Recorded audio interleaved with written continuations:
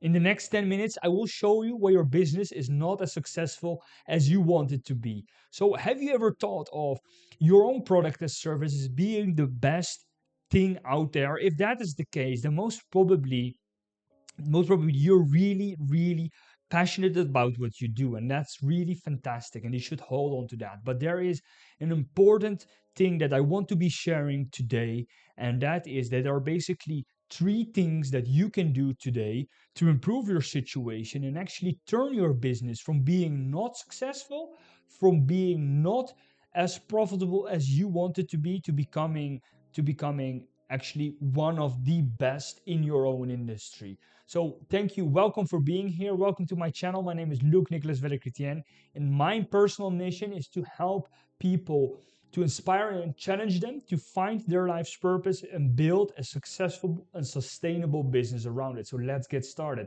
So what is it that you can do today to turn your business from becoming or from being mediocre at best, right, to becoming very, very successful and profitable in that process? So the first thing you can do is a very powerful concept of thinking time, is where you take 60 to 90 minutes a week where you completely shut off from the world outside. You turn off your phone, you turn off your laptop, you just grab your writing pad, a piece of paper, a pen, and you write down every possible thought that you have that is swirling around in your mind, and that is holding you back from becoming successful, from having clarity and focus in your mind. And I will give you an example. What I personally do is I just shut off every access to my phone. I turn off my phone, I turn off my laptop, and I take the first 10 minutes to just write down every possible thought that I have. And then I write down 3 points, three headers that I want to have more clarity about. Is it perhaps a strategic decision that I need to be making in the next few days, or perhaps even today? Is it about the business? What can I do today to grow the business or to make it more profitable?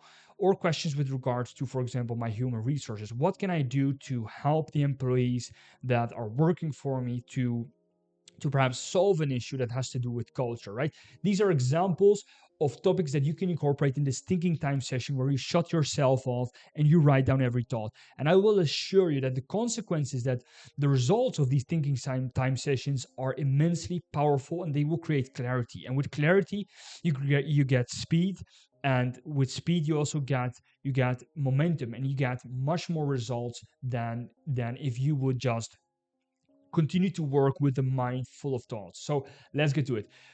The first pillar is solving for constraining factors, solving for bottlenecks. So every business has bottlenecks. So regardless of how small or how big you are, or how experienced or unexperienced you are as a business owner, you will always have bottlenecks. You will have a situation where you will have a challenging, let's say, a challenging way to approach your business. And I will give you an example. So let's start off with this graph that I'm showing here, right? So we have on the y-axis, we have the revenue.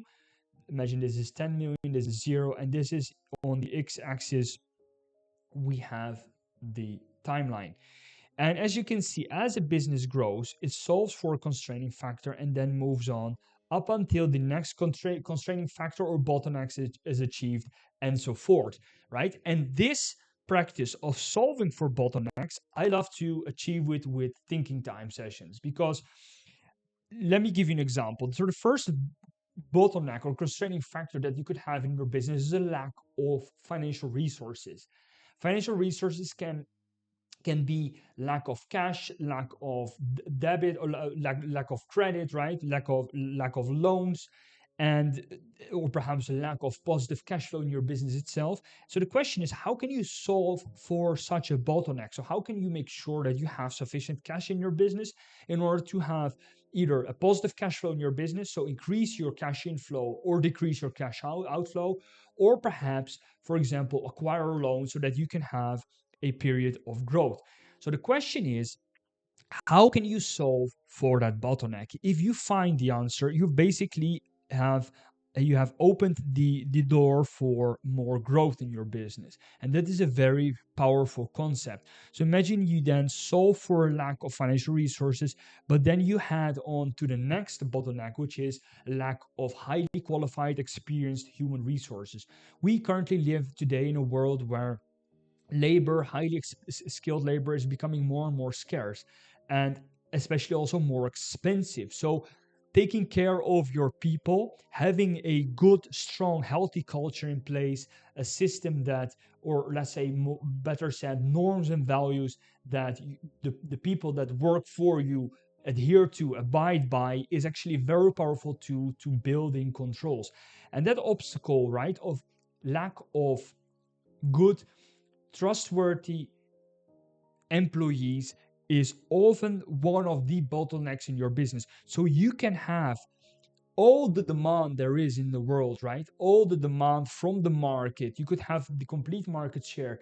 But as long as you're constrained by your bottleneck, as long as you do not have enough people, right, enough laborers, enough employees to do the work for you, to create the output, to serve the demand, your business can't grow. So that is why it is so essential to solve for that bottleneck. And a very powerful thing that I want to be sharing is also, we have talked about financial constraints, we've talked about human resource constraint. And what do you think the last financial constraint is? So without going further, write down, leave behind a comment what you think the third mainstream bottleneck that most businesses face is. So I will tell you now what that constraint is. Have you ever thought, that perhaps the product or service that you have is actually great? Okay, it is great, it is good, it's of good quality, it's of good price, but there is something lacking in your business. It could be that in this example, the last constraining factor is the fact that you're not bringing yourself out there, you're not making yourself known to the market. And you have to see it as this way. I will tell you a story. Imagine that you're you have a colleague at work, and you have explained them something, right, the first time. But the truth is that the first time that you explain something to someone, or even tell them something, the probability that they've completely understood and that they completely will remember is very low. So you have to tell them another time, a second time, and a third time, and even perhaps a fourth time. And then is when they will remember. That is when they will actually know and they have understood. The same is with your clients, your target market, your niche that you operate in. You have to repeat yourself. You have to repeat your marketing message. You have to get yourself out there, get your product or service in front of their eyes, in front of their attention, and tell them your message. That's the only way that you will approach your target market, and actually they will listen and they will buy. So often the third bottleneck is a lack of marketing, a lack of marketing activities, a lack of advertising, a lack of referral marketings, whatever it is. It's a lack of actually communicating to the market that you have a product that actually can solve their pains, can solve their problems, or actually help them achieve the gain they desire. And I think that is a very, very powerful thing that you can achieve by doing thinking time sessions and thinking about actually these three obstacles. So, what are my obstacles, and what can I do today to improve my situation, to get started and to actually grow towards my next bottleneck? So, the second pillar, or the second item that I want to be mentioning today, is how can you make your business more successful? Okay, we have done thinking time sessions to solve bottlenecks and constraining factors. But the second thing is marketing. So we talked about how marketing is so powerful. So what you can see in this graph, or what you can see in this pie chart, is basically your market share. So if you do not have enough marketing activities, then perhaps you will have a small part of the pie, right? So marked red is the pie where you have the eyeballs, where you have attention on from people. But if you want to be growing more, if you want to make your business more successful, to reach and serve more people, you will have to attract additional parts of the pie, right? And how do you do that? That is by marketing. Marketing is the number one activity, is the only activity that will make you money in your business. And so many people do not understand it. Why? Because they're focused on the operations, they're focused on providing a great product and service, which is obvious. You're most probably, as a business owner, as an entrepreneur, you're very much, well, you're very much an expert of the product itself. You're passionate about it, most probably. You're passionate and you want to help people, but you often forget that the communication part, the marketing part, is actually what makes you money. So we start with cold outreach. How much cold outreach are you doing? How much of this pie are you actually attracting? Are you only communicating to this part, or are you also communicating to this part? So as soon as you start doing cold outreach, as soon as you start doing advertising, that is when you get another piece of the pie. As soon as you start creating partnerships, affiliate marketing with other businesses, is when you get another piece of the pie, up until when you can actually become market leader and have the whole pie as your market share. And the thing that you can do today to improve your situation is ask yourself these questions. How much cold reach am I doing? Okay? How much? Actually, how much businesses, better said, if you're a B2B, how much businesses are you communicating to, and are you telling them, hey, I have a problem, I have a product, I have a service that will solve your pain, that I have a product and a service that will solve your problem. As soon as you manage to increase your cold outreach by 10, 20, 30, even 100 times of what you're currently doing, I can assure you that this increase of market share, of market pie, is sure to happen. Also, advertising. Are you actually getting your message in a structural, in a systematic way, in front of eyeballs, in front of people that might be interested in your product or service, right? And then the last element is affiliate and partnerships is a very powerful way to actually get started with your business. I will give you an example. So there is, for example, there is this partnership that you can use today that can actually make sure that you can grow without you actually having to do anything actively. So the first two, cold outreach and advertising, is very active because you basically have to make the ads, you have to manage the ads, you have to reshoot the ads, you have to optimize the ads. Then you have cold outreach, you have to write the emails, you have to write chat messages, whatever form it is, right? You have to print the flyers. And the third element, which is affiliate, a kind of partnership, is that you actually have this word of mouth built in with other businesses, related businesses. So imagine if you're an accountant, right? And you have a partnership with a lawyer firm. And that lawyer, as soon as that lawyer firm has clients and that client also needs an accountant, they will refer them to you. And that is how you get new clients for free. And that's actually without you actually having to do anything. So how do you provide them value for that lawyer firm? You being an accountant, you do the same for them. If they need a lawyer, if they need legal consulting or advice, you refer your clients to them. And that is how you get business out of doing something that doesn't cost you anything to do, right? It doesn't cost you anything to refer your clients as an accountant to a lawyer, to someone that has a business and legal services. So those are three examples of how marketing can actually make your business more successful. And then the last element that I want to be looking at is profitability. Do you know that the language of business is finance and accounting? And once you understand that language, once you are able to read the language that is in your financial statements, that is when you can actually start analyzing your products and services. And what I've designed here is imagine you have product one, okay, you have product 2, 3, 4, 5, and 6. Very small one, number 6.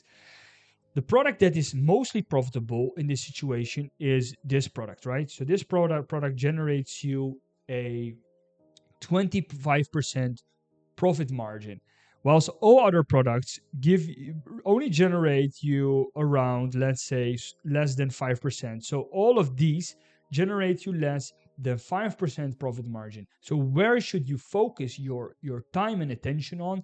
And imagine you have invested 1 million in assets, right? So this $1 million in assets is working for you. It could be machines, it could be equipment, it could be computers, it could be human resource if you're a service-based business. So how can you leverage this investment as best as possible? This $1 million investment, how can you leverage it as best as possible? Is by providing and focusing in and zeroing in on that product or service that makes you the highest return. And in this case, it's a 25% margin, and it is this product. So if you focus your attention on that product and service, I don't mean to remove all of these complementary products, right? Because they might be supporting of this product. Imagine if you're an accounting firm and you provide accounting services, but you also provide services to help businesses become more sustainable. And that is actually the part that makes you the highest profit margin. So if that is the case, then focus more on that. Leverage that product in order to make this investment in assets the most profitable. And that is understanding the language of business. And one last side note that I want to be sharing here is that in service-based businesses, culture is everything, because service-based businesses is the product itself is the service of humans. So if your employees do not have a healthy culture, do not have a culture that coincides with the values that you have as a business owner, as an entrepreneur, your business will suffer, because the culture is what determines the quality, determines of the service of your product. It determines what and how it is conceived by your customers. And if your customers are not satisfied, if your customers are not, no, better said, if your customers are not delighted by your service, then you are missing out as a business owner. So, well, these are the three things. The first one is having thinking time sessions to solve for bottlenecks, to solve for constraining factors in your business. So growing up until the next obstacle is a fantastic way to become more successful as a business owner. The second option is to spend more, to invest more in marketing, because that is the only thing that actually generates you money, that actually generates you cash in a business. And the last element is focusing in on the product or service that has the highest profit margin and that gets you the highest return on the assets that you have invested in your business. So, okay, that's it, guys. I hope you found this video really valuable. If you did, then please don't forget to subscribe, leave behind a like and a comment, and we'll see you in the next one. I have another video about how you can build a playlist on how you can build your own business from scratch. Have a look at that. And again, thank you. See you in the next one.